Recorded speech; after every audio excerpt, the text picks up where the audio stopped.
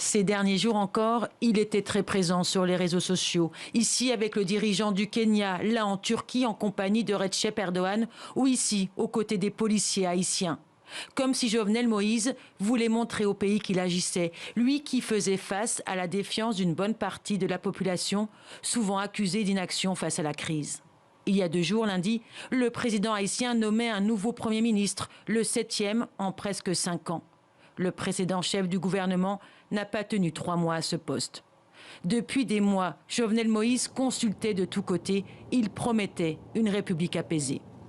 Parce qu'il faut trouver un accord politique entre les acteurs, parce qu'il nous faut un consensus. Et de cet accord politique, nous allons avoir un gouvernement d'union nationale. Son arrivée au pouvoir est déjà chaotique. Un premier tour de la présidentielle en octobre 2015. Il arrive en tête, mais le vote est annulé pour fraude massive. Reprogrammé en novembre l'année suivante, le scrutin se déroule sans incident majeur. Jovenel Moïse est élu. À 48 ans, l'entrepreneur agricole commence sa carrière politique le 7 février 2017. Mais ce n'est pas la grande ferveur. Le nouveau président n'est pas très populaire.